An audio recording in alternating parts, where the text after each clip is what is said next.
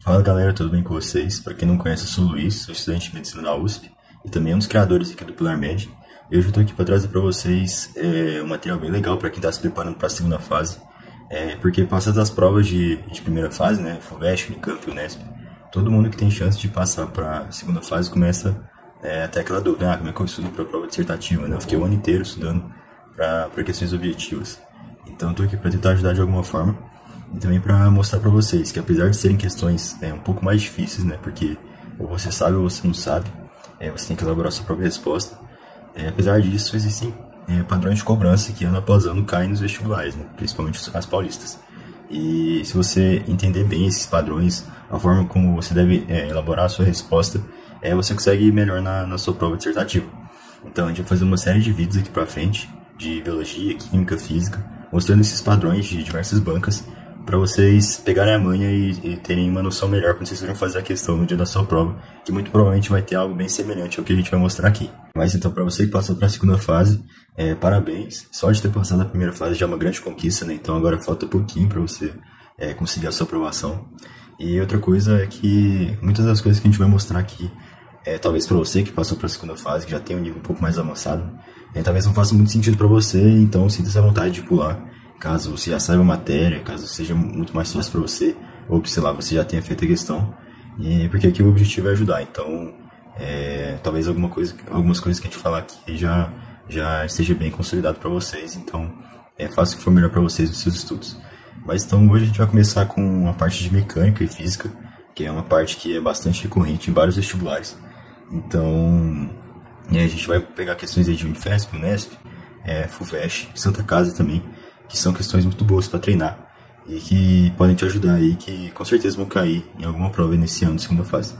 Mas então aqui a primeira questão que a gente vai resolver, eu vou te ajudar, a gente vai ajudar vocês a elaborar também as questões, a gente vai resolver aqui junto, da mesma forma que a gente faria na segunda fase, e depois vai fazer aqui no mesmo quadro de resposta, né, como que a gente faria no dia da prova. Então a primeira questão aqui que a gente tem de mecânica básica, que seria cálculo de forças, né? As forças básicas, de força-peso, força elástica, e que, apesar de ser uma coisa bem básica, é bastante comum de algum item de uma dissertativa cobrar, e vocês vão ver que é bem simples de resolver e de garimpar alguns pontos para a sua prova. Então vai, começando aqui. Um bloco A de massa 0,4 kg, está inicialmente em repouso, em contato com uma mola ideal de constante elástica 40 N por metro. Essa mola encontra-se comprimida de 30 cm e impedida de voltar ao seu comprimento natural devido à ação de uma trava, que é essa aqui. Quando essa mola é destravada, empurra o bloco A, que ao perder contato com a mola, escorrega por uma superfície plana e horizontal, até colidir de forma perfeitamente inelástica com outro bloco B, de massa 1,2 kg, que estava inicialmente em repouso. Aí tem as figuras aqui demonstrando que o Marcelo acabou de falar, e a gente vai resolver a questão A, que é a que importa pra gente aqui falando de cálculo de força. Né? E aqui ela fala assim: calcule em newtons a intensidade da força exercida pela trava sobre o bloco A, para mantê-la em repouso na situação inicial. Então você tem aqui que essa mola está comprimida em 30 cm em relação à posição de repouso dela, e o bloco está parado por conta da trava. Ou seja, nesse bloco aqui nós temos, vou fazer um desenho aqui para demonstrar, nós temos duas forças atuando sobre ele, né, que seria a força elástica da mola atuando sobre ele, que eu vou representar aqui como FL, e a força da trava, que está sendo feita sobre a superfície dele, e que tá difícil de desenhar aqui, que eu vou representar como FT. Então o item A está falando que você deve manter o bloco em repouso e tem que calcular o valor o módulo desse FT aqui. Então você sabe que para manter em repouso, a força resultante atuando sobre esse bloco tem que ser nula, né? Ignora aqui a diferença do desenho, né? Mas era para ser o mesmo tamanho, né? Para representar que são do mesmo módulo. Então isso significa que a força da trava tem que ser em módulo igual à força elástica. São em vetores, são sentidos contrários, né? Mas em módulo eles têm que ser equivalentes para gerar uma força resultante nula. Então, considerando que tem só essas duas forças, para o bloco ficar em repouso, a força elástica em módulo tem que ser igual à força da trava. Então, o que ele quer saber, qual que é a força da trava. Então, eu poderia simplesmente escrever como é o mesmo módulo da força elástica. Só que para isso eu tenho que calcular o valor da força elástica, né? E como é que eu calculo o valor da força elástica? Eu faço isso a partir da lei de Hooke. É aquela aqui de força elástica igual constante elástica vezes a deformação. E então, a partir dos dados anunciados, eu já consigo calcular isso e já responder o item A. Então, eu tenho aqui que a constante elástica é de 40 N por metro, só destacando as grandezas, né? Aqui é Newton por metro e a deformação tem que estar em metro. Geralmente vai dar em centímetros e é só converter, então. Mas então, a partir dos anunciados, nós temos que a força elástica é igual a K, 40, vezes a deformação, que é 30 centímetros. 30 centímetros eu tenho que escrever como metros, né? Então, vou colocar em notação aqui. 10 elevado a menos 2. 30 vezes 10 elevado a menos 2 metros, né? Resolvendo aqui, eu tenho 40 vezes 0,3. Isso aqui vai dar 12, né? 12 newtons. Então, esse aqui é o valor da força elástica. E, consequentemente, é o valor da força exercida pela trava sobre o bloco, né? Então, já temos aqui que é 12 newtons. Então, é simplesmente isso. Esse é o modelo de questão que vai cair em outras provas também. Que é simplesmente se calcular uma força elástica e uma força peso. E a partir disso, vai responder a questão. Então, a outra questão vai deixar isso um pouco mais claro. Então, vamos responder aqui como a gente responderia, né? No dia da prova, que tem A. Calcule em newtons a intensidade da força exercida pela trava sobre o bloco A. Então, eu posso considerar aqui, ó. Considerando o bloco A em repouso,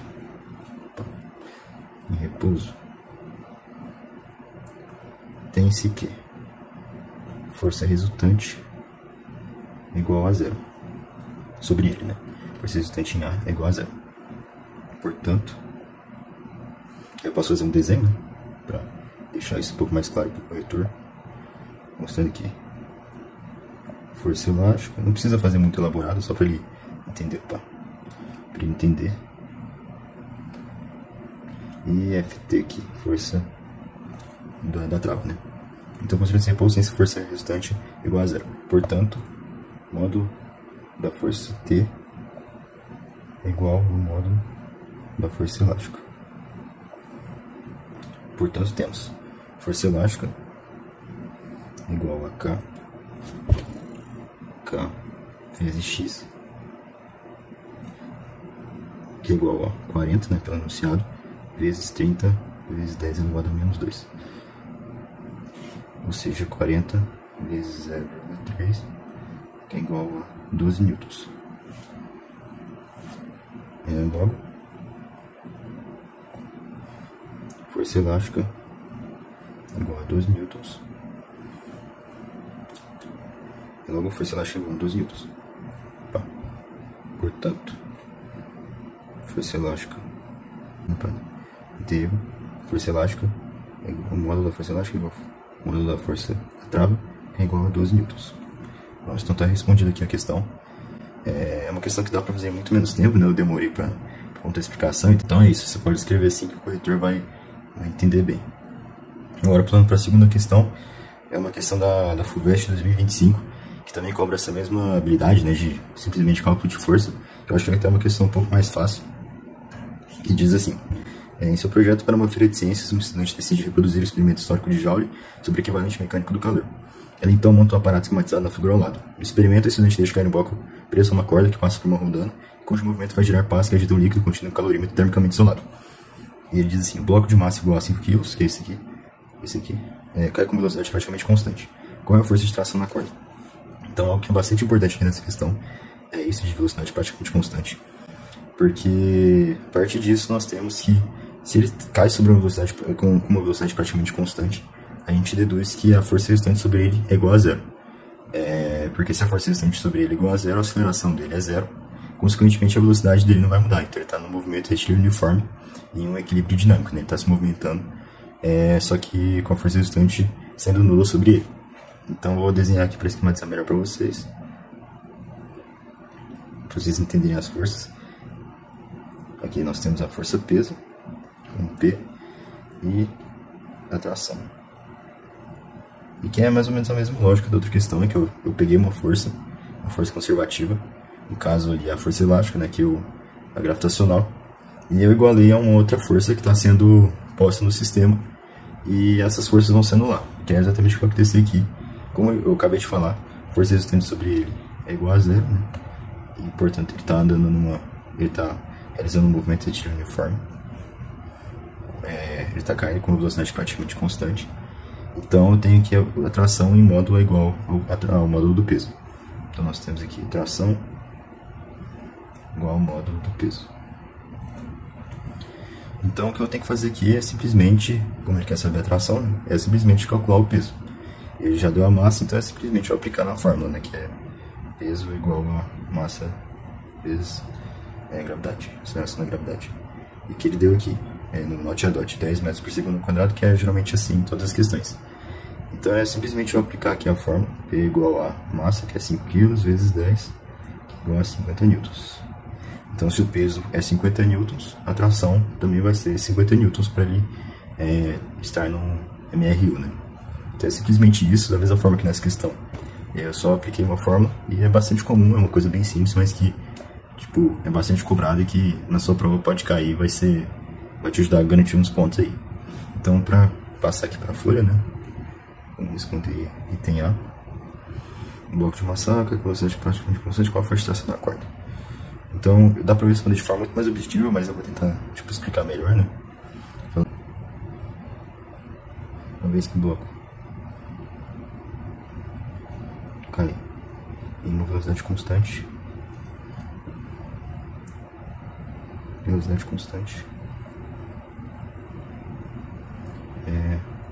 sua aceleração é nula. O módulo da sua aceleração é nulo. A aceleração é nula. Portanto, força resultante,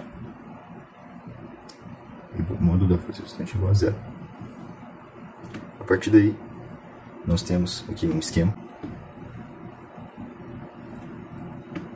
que vai representar a força peso e acima aqui a tração.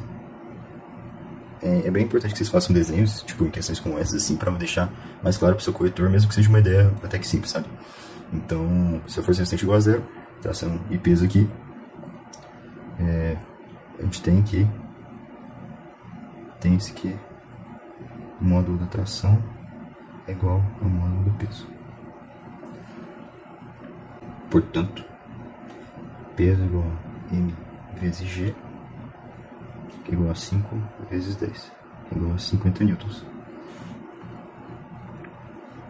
Logo, o módulo da tração é igual ao módulo do peso, que é igual a 50 newtons. Aí a gente tem outra resposta já feita aí, que também eu demorei para responder, mas você pode responder mais ou menos assim. Então, finalizado esse primeiro modelo aí de cálculo de forças, vocês viram algo bastante simples, né? Simplesmente aplicação de fórmulas, e que até que cai bastante em alguns itens aí de segunda fase. E esse daqui, obviamente, não é o único modelo que vocês devem seguir, vocês podem, sei lá, fazer de forma mais concisa essa resposta e chegar numa forma mais objetiva que eu cheguei. Então, não é um gabarito oficial esse aqui não, mas é uma forma que vocês podem seguir. E agora, um outro tipo de questão que cai é a partir do cálculo de força centrípeta, que cai bastante em questões que envolvem ali o globo da morte, não sei se vocês já viram, que pede a velocidade máxima, que a velocidade mínima que uma moto tem que estar para que ele não caia no ponto máximo, no ponto mais alto do globo da morte. É bem parecido com esse tipo de questão aqui que a FUVEST trouxe em 2025, na prova de 2025, e que, sei lá, pode cair na prova de vocês. Então, só relembrando aqui antes de fazer a questão, como é que faz o cálculo da força centrípeta, que é mv ao quadrado sobre r. Aí nessa questão a gente vai aplicar isso. Então tá bom, um carro percorre uma estrada que passa por uma colina cujo formato no trecho próximo do alto é praticamente circular, como indicado na figura, em que o ponto C corresponde ao centro do círculo de raio 90. Então eu vou escrever aqui 90 metros. É importante também, esqueci de falar nas últimas questões, de demonstrar a grandeza. Então, newtons e newtons. Então, sem deixar isso claro, porque se você deixar, esquecer de colocar, você vai perder ponto. Então, aqui no ponto mais alto da trajetória, o motorista do carro em movimento sente-se mais leve do que se estivesse sentado em carro parado. Nessas condições, o módulo da força normal N sobre o motorista é maior, menor ou igual ao módulo do seu peso P. Justifica a sua resposta. Então, aqui, ele está falando que o motorista, nesse ponto mais alto aqui, ele estava com a sensação de que estava mais leve do que o próprio peso. Quer dizer, isso é uma forma de falar errada, mas ele se sente mais leve. Então, eu vou fazer um desenho aqui. Aqui é o carro, né? Ficou bem ruim o desenho, mas pra vocês entenderem que aqui a gente vai ter a força-peso e a normal, né? A normal é sempre perpendicular à superfície. E a força no contato entre as superfícies, né? Então, essas são as únicas forças, nesse caso aqui, que estão atuando sobre esse carro. E uma coisa que logo de cara já mataria essa questão é que você saber que é normal, na verdade o que a gente sente em relação à nossa própria massa é anormal. Então, por exemplo, ao falar que você está num elevador, que o elevador está descendo, acelerando para baixo, e você sente mais leve, é porque essa normal está um pouco menos intensa em módulo em relação ao próprio peso e gerar uma resultante para baixo. Então, a normal é mais ou menos o que você sente. E se o motorista está sentindo que ele está mais leve, significa que a normal dele está menor que o módulo do seu próprio peso. Então, a partir daí, você já poderia matar a questão, já poderia justificar, né? Ele pede para justificar. E acho que poderia ser uma justificativa válida, sabe? Que a normal é o que você sente, a sua sensação no contato com a superfície. Então, isso seria uma forma, só que a outra forma que eu acho que ele queria é você justificar em relação, considerando as forças, né? Então, você tem que esse carro está fazendo uma trajetória circular, então ele vai ter uma aceleração centrípeta, ou seja, uma aceleração que puxa ele para o centro.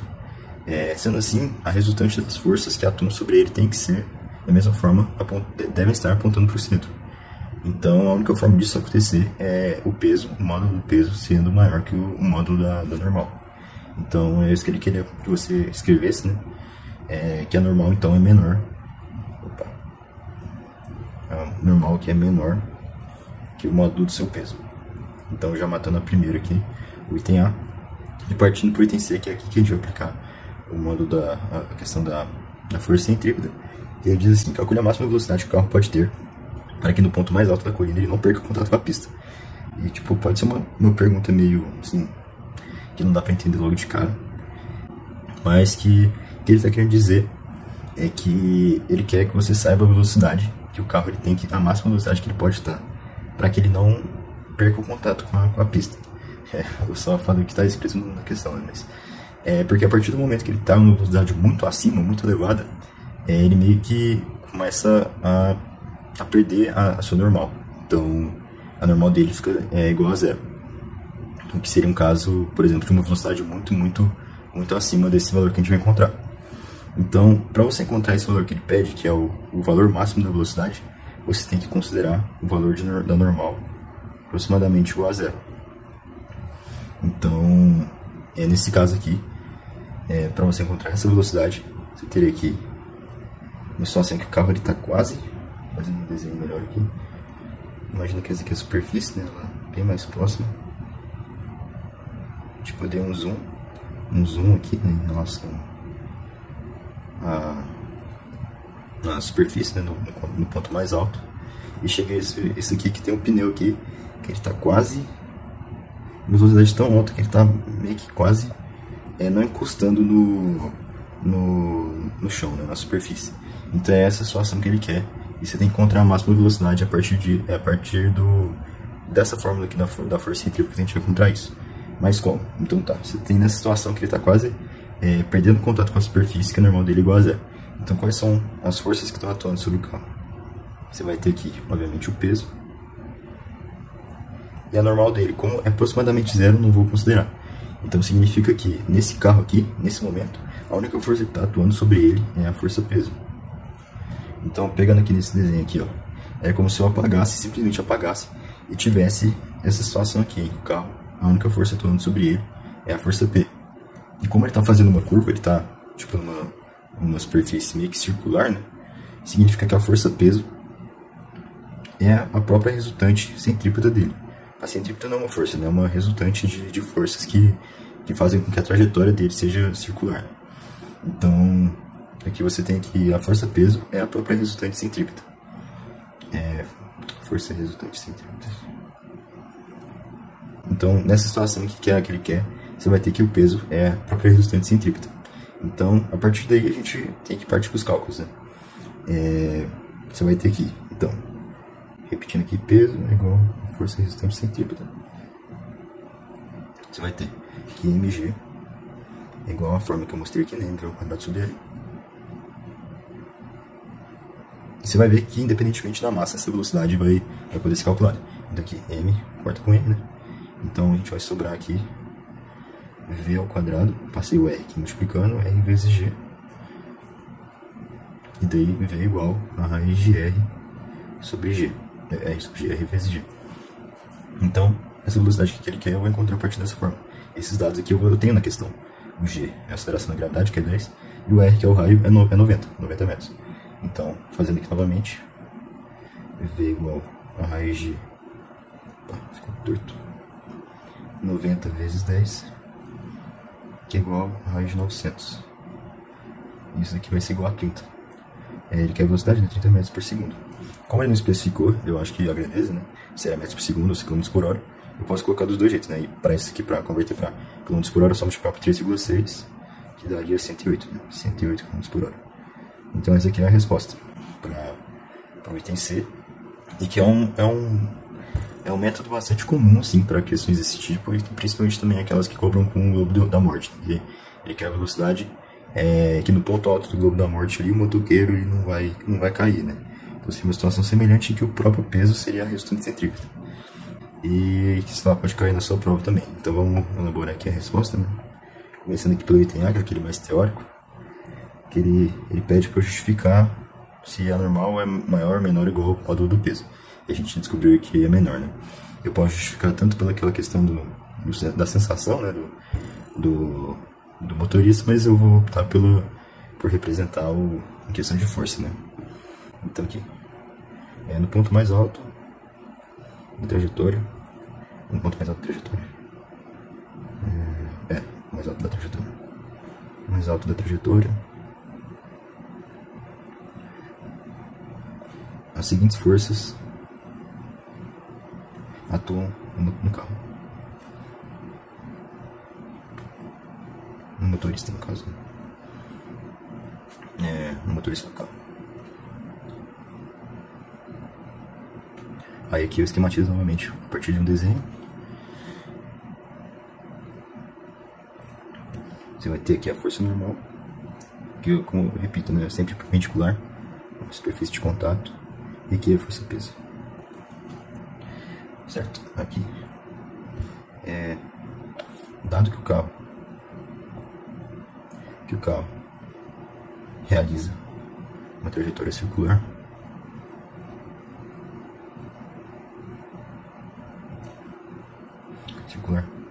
a resultante de forças que atuam nele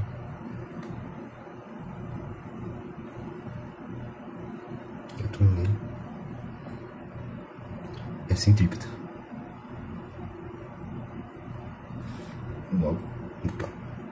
Logo, o módulo do peso tem que ser maior que o módulo da normal. Portanto, o módulo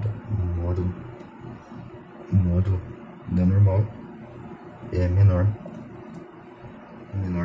que o módulo do peso. O módulo do peso. Então aqui já tem a resposta, né? Que eu queria, que o módulo da normal é menor que o módulo do peso. Tá certo. Aqui eu vou pular a questão, o item B, né? Porque não tinha muita relação com essa questão da força centrípeta. E partindo aqui para o item C. A máxima velocidade que o carro pode ter para que no máximo ponto mais alto da colina não perca contato com a pista. Aí aqui eu posso escrever uma situação extrema,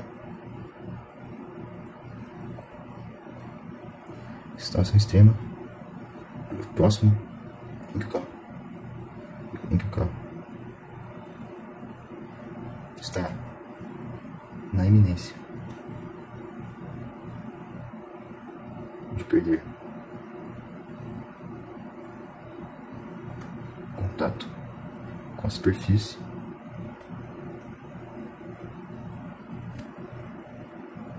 visível. Considera-se que o módulo da normal é aproximadamente igual a zero. Portanto, no ponto mais alto,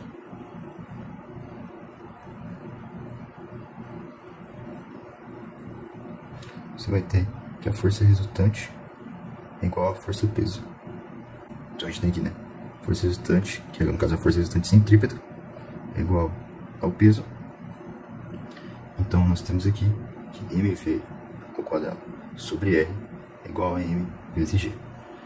Eu posso até mostrar sempre com o vetor, mostrando com um corte, né? E fazer o cálculo aqui direto, r vezes g. Portanto, v igual a raiz de r vezes g, assim,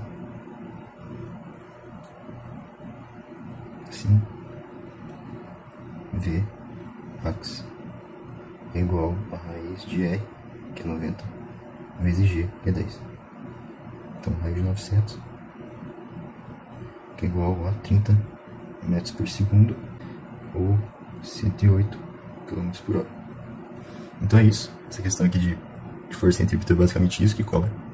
É a aplicação de forma, geralmente no ponto mais alto de uma trajetória, em que a força-peso, ou qualquer outra força, geralmente a força-peso, é igual a resultante centrípeta.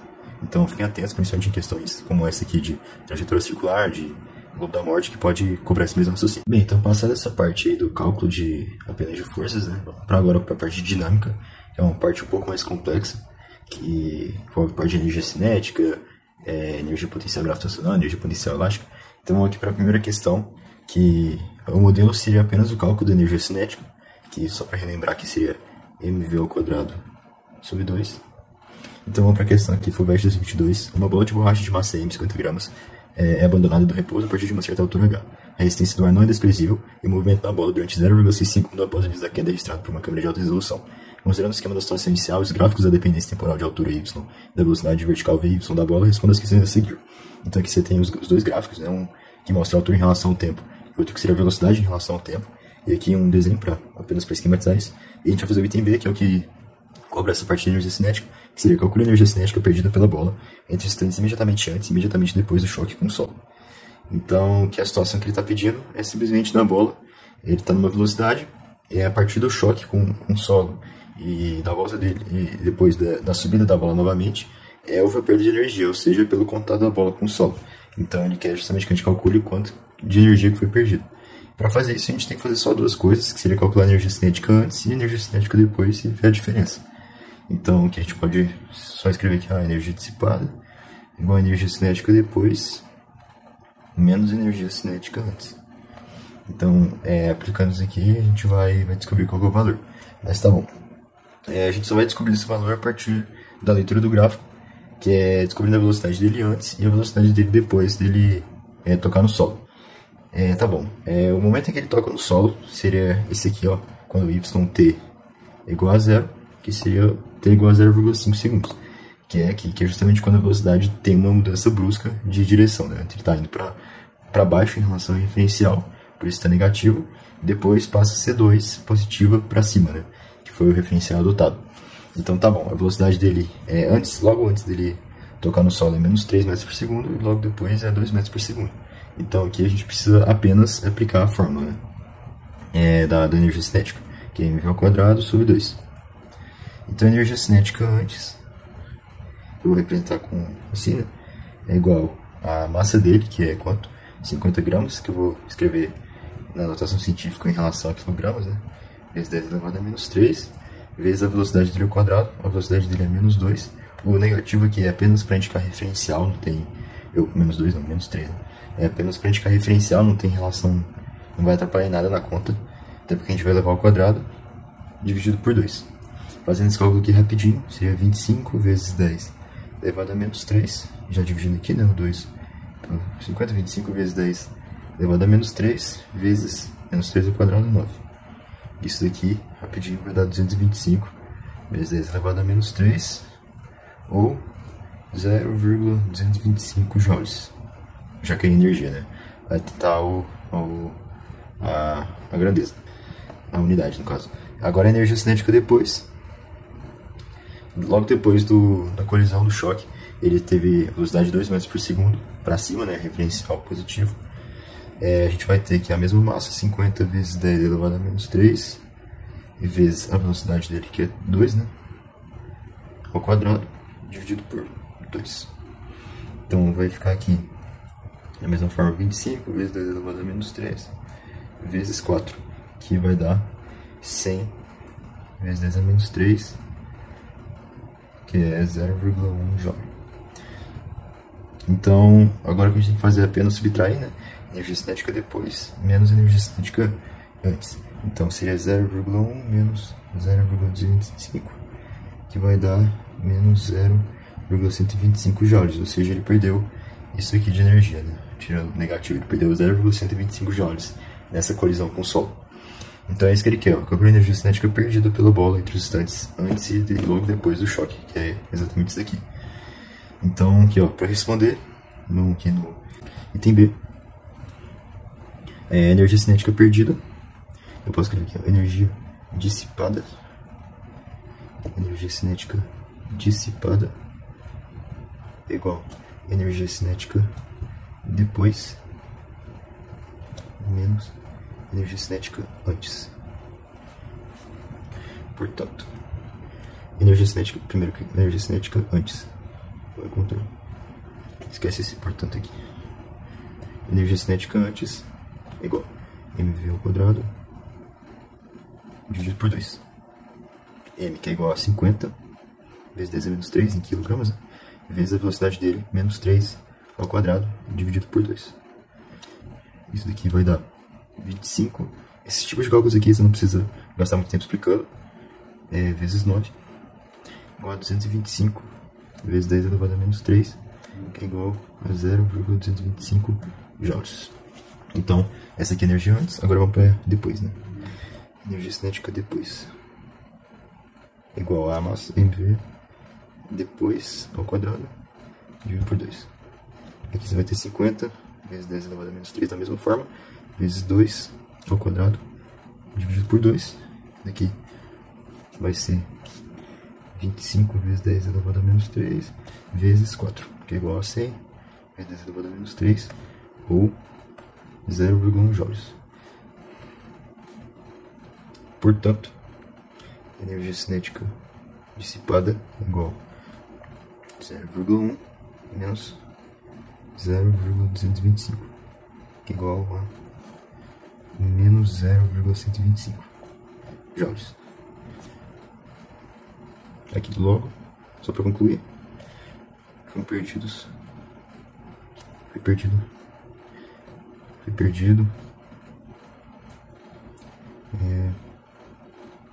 0,125 joules de energia cinética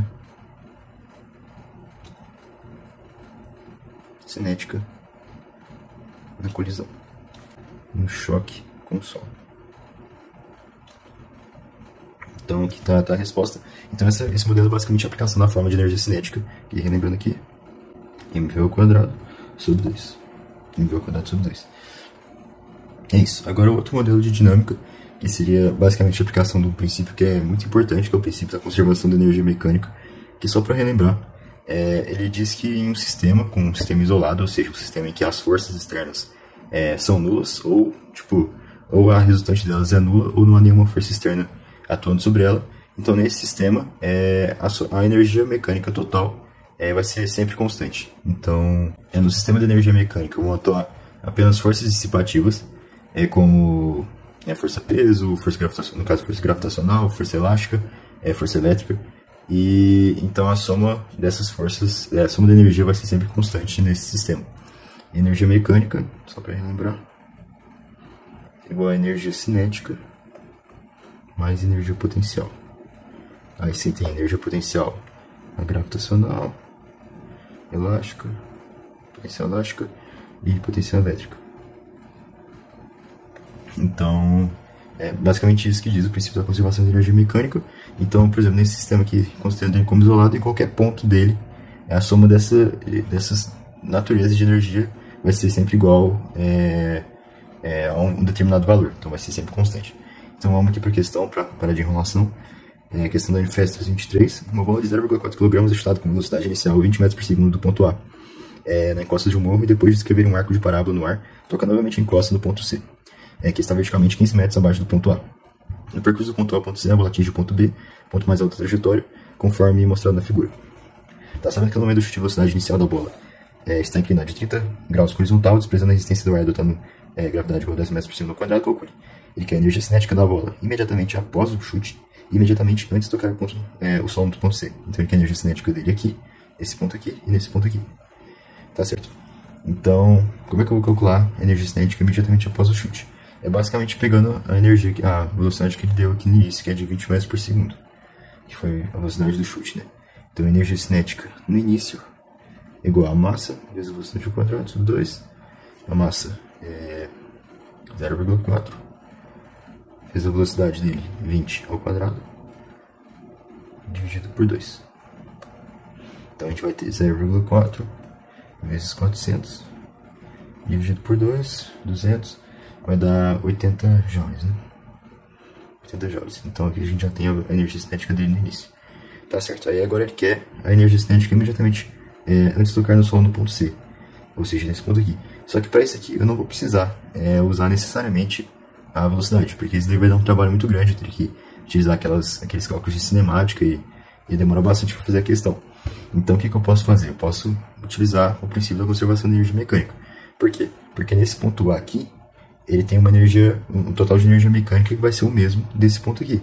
A diferença é que nesse ponto aqui, no ponto A, ele tem tanto energia cinética a partir da velocidade do chute dele, que ele adquiriu, quanto em relação à energia potencial gravitacional, porque ele tem uma altura em relação a um determinado referencial aqui, que é o zero. Então ele tem tanto energia cinética quanto energia potencial em relação a esse referencial. No ponto C, que é o ponto mais baixo que ele adquiriu, ele vai ter apenas energia cinética, porque aqui ele não vai ter altura. E aqui, cálculo de energia potencial gravitacional é mgh.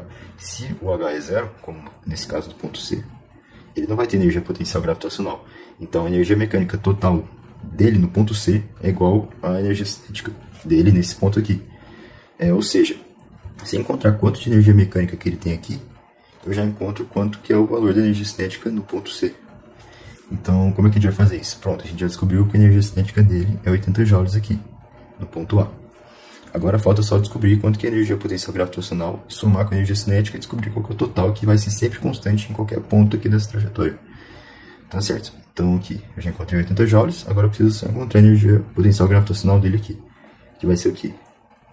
mgh, massa dele 0,4, vezes gravidade 10, vezes a altura, que é 15 metros. Então, vai ter que 60 joules. 60 joules. Sendo assim, a energia mecânica dele no ponto A é igual à energia potencial dele no ponto A, mais energia cinética no ponto A. Eu já tenho que isso aqui é 80, né? Isso aqui é 60. Logo, o total dele seria 140. 140 joules. Tá bom, no ponto C, ó, só para reforçar aqui, a energia mecânica do ponto C é igual a energia potencial mais energia cinética no ponto C. Só que aqui, né, no ponto C a energia potencial é igual a zero. E como a energia mecânica no ponto A é igual a energia mecânica no ponto C e essa energia mecânica é igual a 140, a gente vai ter que 140 joules igual a energia cinética dele no ponto C. Então a gente já descobriu aqui que a energia cinética no ponto A é 80 joules e aqui é 140. Então agora partindo para a parte de resolução do exercício, a gente vai ter que, então, entrar a energia cinética da bola imediatamente após o chute. Então aqui logo após o chute, vai ter energia cinética igual a mv ao quadrado sobre 2, que é igual a massa 0,4 vezes a velocidade 20 quadrado dividido por 2. Então a gente vai ter 0,4 vezes 400 dividido por 2. Então 0,4 vezes 200, e isso daqui é igual a 80 joules. Então já descobri a primeira parte, que é a energia cinética logo após o chute. Agora ele quer saber a energia cinética no ponto C, como a gente viu, pela conservação de energia mecânica. Conservação de energia mecânica. A gente vai ter que a energia mecânica dele no ponto A é igual a energia mecânica dele no ponto C. Energia mecânica no ponto A é igual a energia mecânica no ponto C. Então aqui, ó, a energia mecânica dele no ponto A é igual a mgh no ponto A mais a energia cinética dele no ponto A igual a energia mecânica dele no ponto C, mgh no ponto C, que eu já posso colocar aqui como zero, mais energia cinética no ponto C. Portanto, mgh dele 0,4 vezes 10 vezes 15 mais energia cinética que eu já calculei 80. Isso aqui é igual a energia cinética dele no ponto C. É aqui a gente desenvolve. Vai dar 60, né? Como a gente viu, mais 80 igual a energia cinética no ponto C, que é igual a 140 joules. Então aqui a gente já resolveu a questão. Energia cinética dele 80 e energia cinética no ponto C 140 joules. Agora partindo para outra questão que fala sobre o princípio da conservação da energia mecânica também, só que nesse caso aqui envolve dissipação.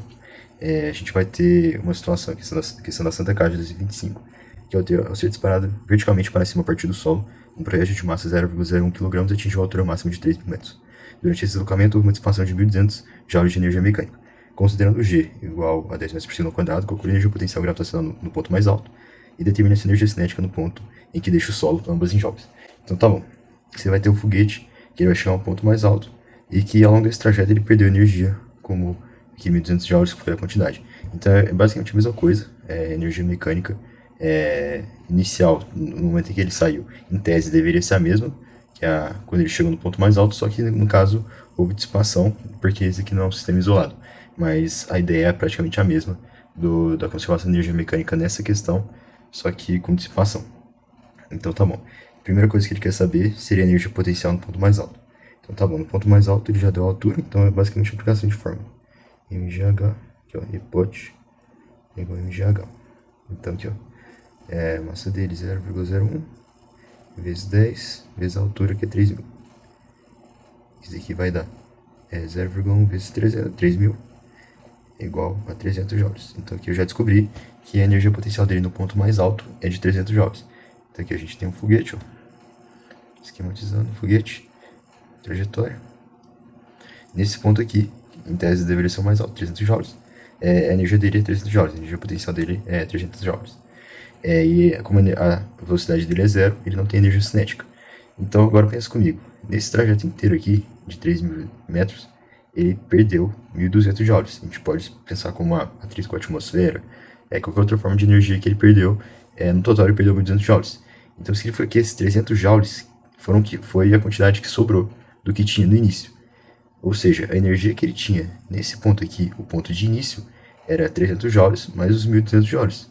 Ou seja, a energia cinética dele, a energia mecânica dele no início é igual a 1.200 mais os 300, que é igual a 1.500 joules. Só que nesse ponto inicial, ele não tem energia potencial gravitacional, porque a altura dele é zero. Ou seja, toda a energia mecânica dele é cinética. Então isso aqui é energia cinética, que é o que ele queria saber. Ó.